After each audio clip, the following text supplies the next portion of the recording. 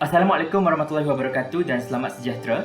Kumpulan kami mendapat pendekatan Nahu tradisional untuk subjek LHE 3102. Ahli kumpulan kami terdiri daripada saya sendiri iaitu Abdul Rahman bin Ishaq dengan nombor matrik 203352, kemudian Nur Ain Syahira binti Abdul Rahman 204215, Nurul Nabilah Natasha binti Abdul Hadi 204014, Ardi Nazira binti Mazli dengan nombor matrik 202291, dan akhir sekali, Zulaika binti Abdul Salam 201999. Baiklah, sekarang kita boleh masuk kepada pengenalan pendekatan Nahu tradisional.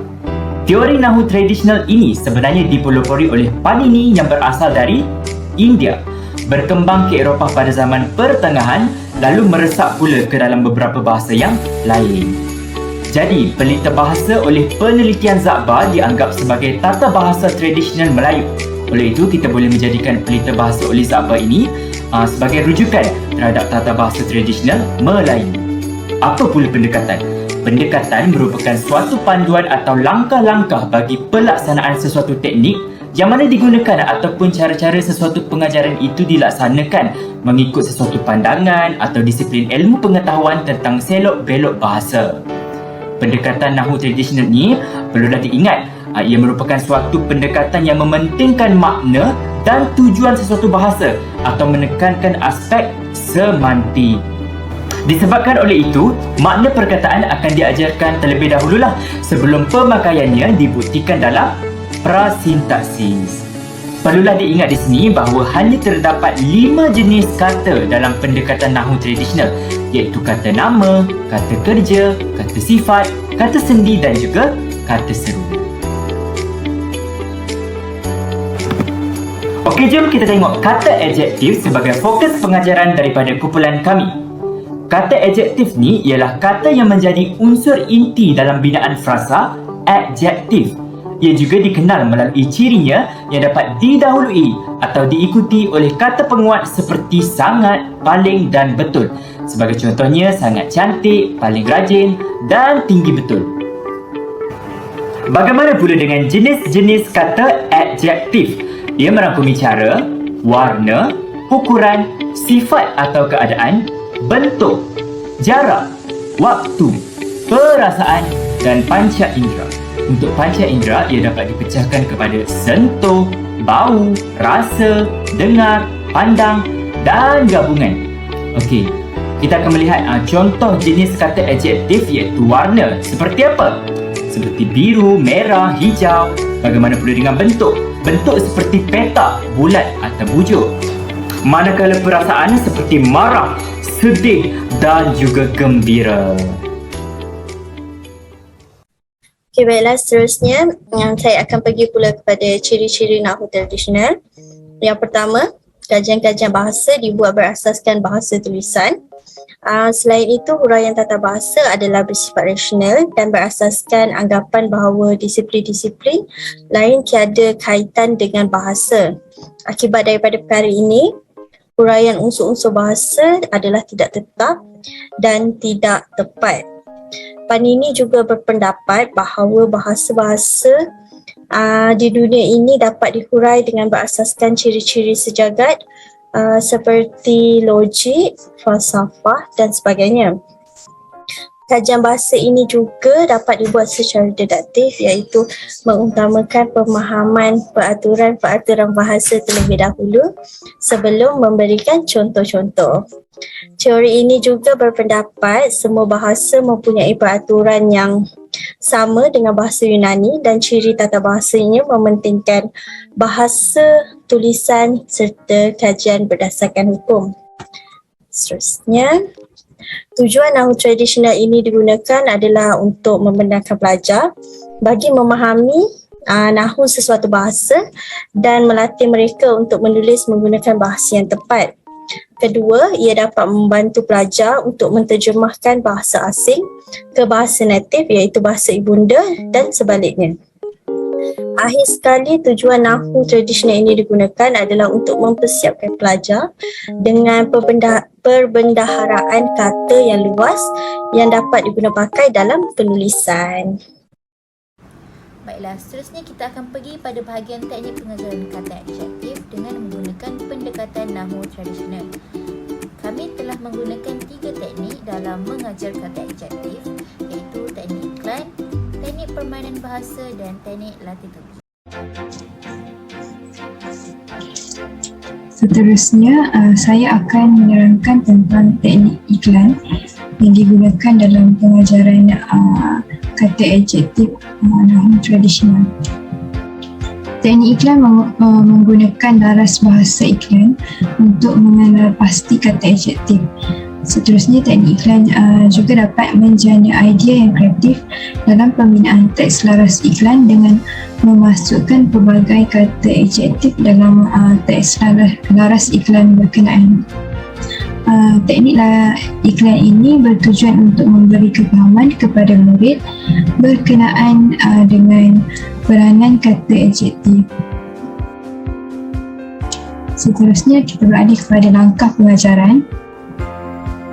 Langkah pertama pengajaran adalah guru akan mengedarkan lembaran nota dan penerangan berkaitan dengan beberapa jenis kata adjektif, iaitu kata adjektif bentuk, perasaan, warna dan juga waktu. Seterusnya, murid akan dipecahkan kepada beberapa kumpulan kecil, iaitu 2 ke 3 orang dalam satu kumpulan. Seterusnya, setiap kumpulan yang dibentuk itu akan diminta untuk menyediakan sehelai kertas untuk mencipta teks laras iklan yang menjual barangan ataupun produk. Seterusnya, guru akan meminta murid untuk mencipta teks laras iklan yang mengandungi kata adjektif bentuk, perasaan dan waktu mengikut masa yang telah ditetapkan oleh guru, iaitu selama 10 minit. Setelah selesai, guru meminta wakil setiap kumpulan menulis teks laras iklan masing-masing yang di papan putih kelas. Seterusnya, guru akan memilih murid secara lawak berdasarkan setiap kumpulan untuk mengenal pasti dan menggariskan kata adjektif yang terdapat dalam teks laras iklan berkenaan. Setelah semua murid selesai mengenal pasti dan menggariskan kata adjektif, mereka dikehendaki membaca teks tersebut dengan intonasi laras iklan serta menyebut kedudukan kata adjektif yang terdapat dalam teks berkenaan. Berikut merupakan contoh teks laras iklan yang dibina oleh murid. Jadi, murid diminta untuk membaca teks-teks tersebut dengan menggunakan laras iklan yang betul.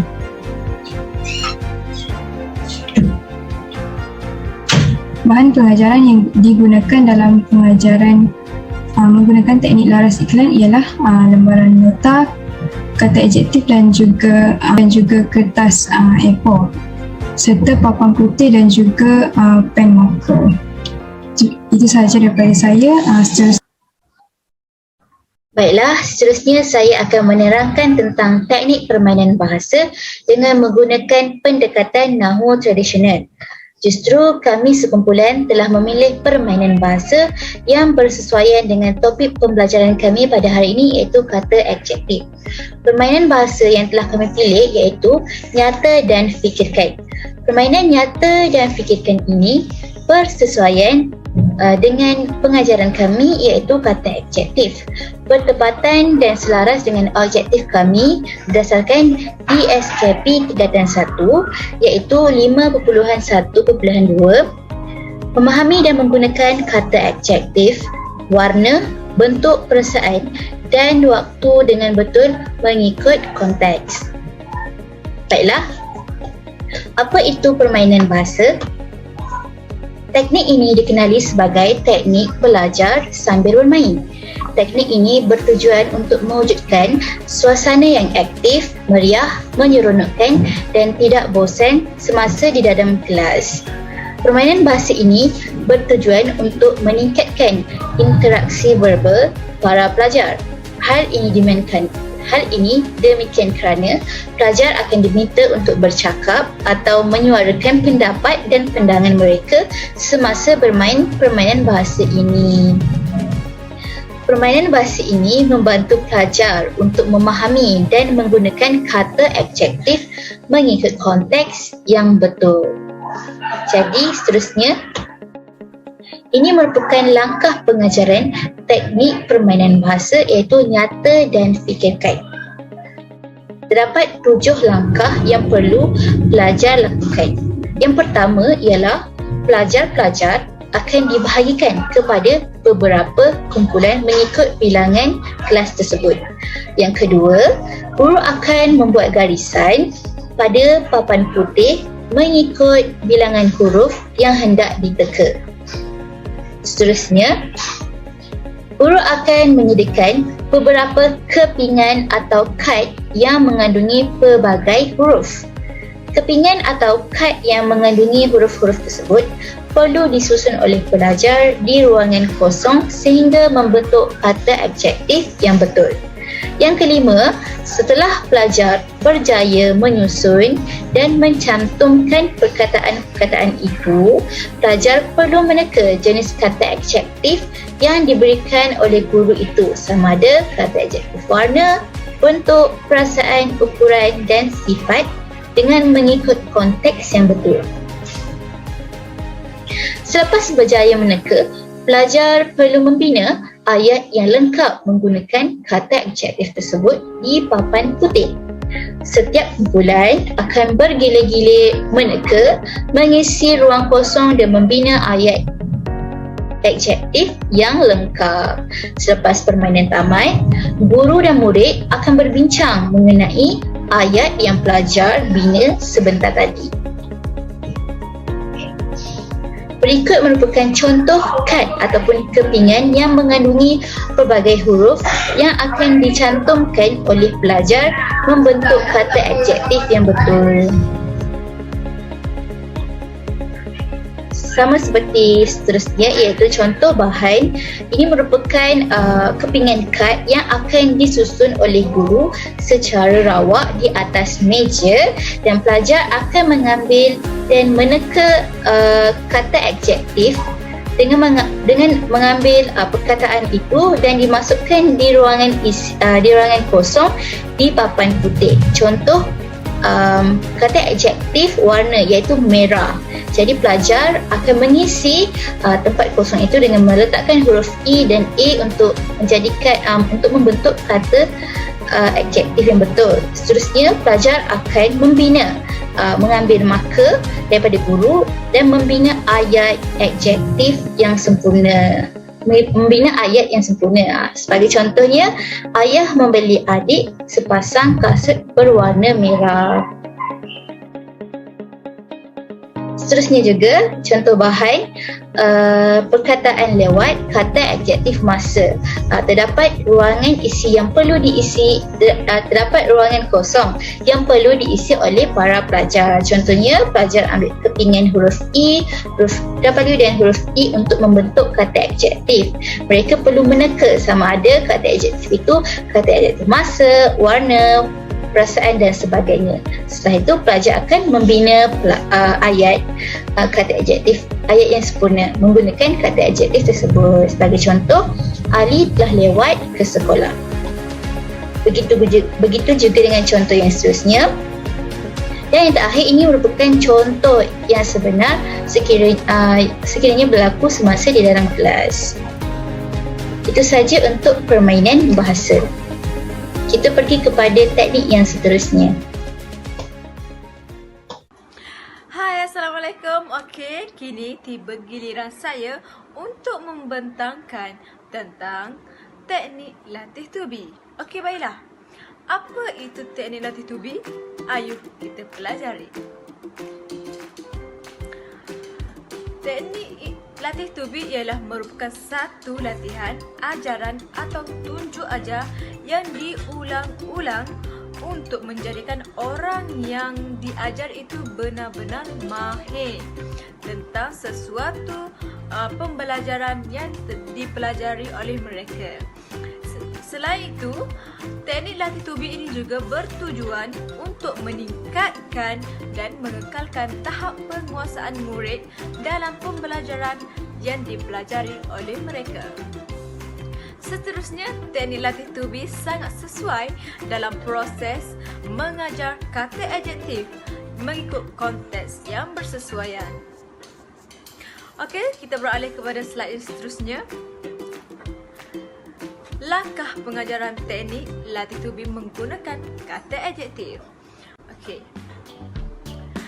Langkah yang pertama ialah murid akan diberikan masa selama 10 atau 15 minit untuk menjawab soalan yang diberikan. Langkah yang kedua, setelah murid diberikan masa, guru akan memberikan soalan berstruktur atau isi tempat kosong yang berkaitan dengan kata adjektif kepada murid. Langkah ketiga adalah murid akan menjawab soalan yang diberikan dalam tempoh yang ditetapkan. Langkah yang keempat, setelah murid selesai menjawab, guru akan mengutip jawapan yang telah diberikan oleh murid. Langkah yang kelima ialah guru akan menukar jawapan dan diberikan kepada murid yang berlainan untuk menanda jawapan mereka. Setelah itu, murid akan semak jumlah markah yang telah diperolehi oleh mereka. Okey, baiklah, kita akan beralih kepada contoh latih to be. Berikut adalah beberapa soalan yang berstruktur yang murid perlu menjawab dan mengisi tempat kosong yang telah diberikan. Okey, baiklah, di sini adalah beberapa soalan yang telah dikemukakan dan murid akan menjawab soalan ini mengikut tempoh yang telah ditetapkan. Okey, itu sahaja daripada saya. Sekian, terima kasih. 主語内地